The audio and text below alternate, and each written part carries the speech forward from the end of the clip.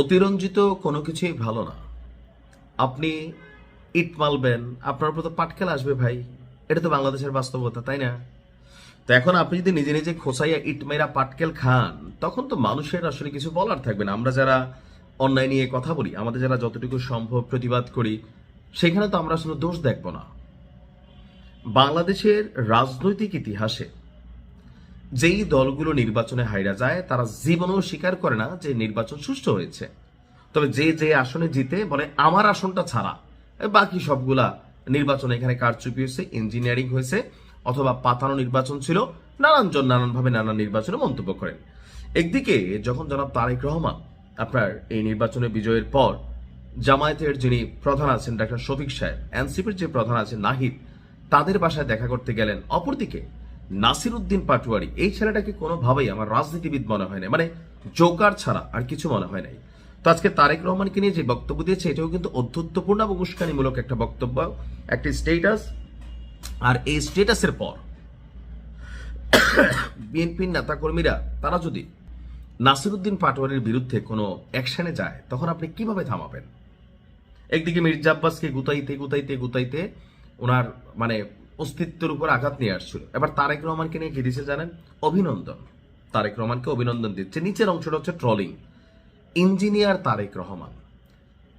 Engineer Tarek Rahman কেন বলল? সম্ভবত যে কি বলা হয়েছে, জনাব তারেক রহমান তার এই যে নির্বাচনী ক্যাম্পেইনিং এর সময় তিনি কোনো একবার বলছিলেন যে তার ইঞ্জিনিয়ারিং ভালো লাগতো বা কিছু একটা সম্ভবত তিনি বলছিলেন। তো সেই বিষয়টাকে সামনে নিয়ে আসছে যে ইঞ্জিনিয়ার তারেক রহমান জাতীয় ইলেকশন ইঞ্জিনিয়ারিং এর 13তম ব্যাচে সাফল্যের জন্য শুভেচ্ছা। কথাটা কিন্তু অনেক ব্যাখ্যামূলক। বলা হচ্ছে যে এই ইলেকশনটা ইঞ্জিনিয়ারিং হয়ে গেছে। ইঞ্জিনিয়ারিং মানে কি?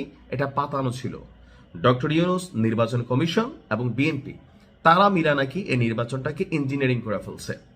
তো সেই কারণে নাসিরুদ্দিন পাটোয়ারি বুঝাইতে চাইছে জাতীয় ইলেকশনে ইঞ্জিনিয়ারিং এর 13তম ব্যাচে, অর্থাৎ আমি জানি না মানে কতগুলা নির্বাচনটা হচ্ছে ত্রয়োদশ জাতীয় সংসদ নির্বাচন, সেই ক্ষেত্রে সে লিখছে 13তম ব্যাচে। তো এর আগে 12তম ব্যাচ পর্যন্ত নির্বাচন ইঞ্জিনিয়ারিং হয়েছে।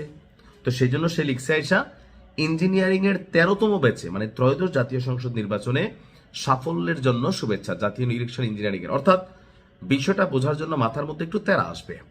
তো এই ধরনের বক্তব্যের আমি বিষয়টা বুঝাই, মাঝে মাঝে রিয়েকশন হয়। নাসিরুদ্দিন পাটোয়ারি যতগুলো বক্তব্য দিছে এই নির্বাচনকে কেন্দ্র করে, এর আগেও বিএনপিকে নিয়ে নাসিরুদ্দিন পাটোয়ারি বা জনাব তারেক রহমানকে নিয়েও যেভাবে অধ্যত্বপূর্ণ কথা বলতো, রাজনৈতিক শিষ্টাচার এখানে কিছুই নাই। আপনি এখান থেকে শিক্ষণীয় কোনো কিছু ছিল না। মানে ডক্টর ইউনূস শেল্টার দিয়ে রাখছে, মাঠ পর্যায়ের শক্তি ছিল, যা খুশি মন চায় তাই বলছে। আওয়ামী লীগ এটা তো বলেই। সাথে সাথে তারেক রহমানকে নিয়ে, বিএনপিকে নিয়ে, জিয়া পরিবার নিয়েও, শহীদ প্রেসিডেন্ট জিয়াউর রহমানকে নিয়েও মাঝে মাঝে সে দুই একটা মন্তব্য করতো। সো বিএনপির পোলাপেন যারা আছে, যারা যেই দলটার ভক্ত, তাদের তো ভাই এটার মধ্যে গায়ে লাগে, লাগাটাই বিষয়, তাই না? তো সেই কারণে তারা রিয়েকশন দিতে পারে। আর এখন যদি কোনো একটা রিয়েকশন হয়, নাসিরুদ্দিন পাটোয়ারি চাচ্ছে ওই যে মির্জা আব্বাস বলতো, সে চায় আমাকে মারো তোমরা। তো নির্বাচনের আগে মারে নাই কেন? কারণ যদি নির্বাচনের আগে কোনো একটা টাচ হইতো নাসিরুদ্দিন পাটোয়ারির গায়ে, একটা ইলেকশনের সিম্পেথি অবস্থান তৈরি হইতো। মির্জা আব্বাস এরা বুঝতেন, তিনি তো বলতেন। তো এখন যদি আসলে নাসিরুদ্দিন পাটোয়ারি একই ভাষায় এরকম মন্তব্য করে, এমপিও হয় নাই, তো স্বাভাবিকভাবে যে কোনো একটা দুর্ঘটনা নাসিরুদ্দিন পাটোয়ারির কপালে ঘটতেও পারে। এখন নিজের কপালে নিজে দুঃখ আনলে সেটা তো আর জানি না। রাজনৈতিক সম্প্রীতি জরুরি, শিষ্টাচার জরুরি। ভালো থাকুন।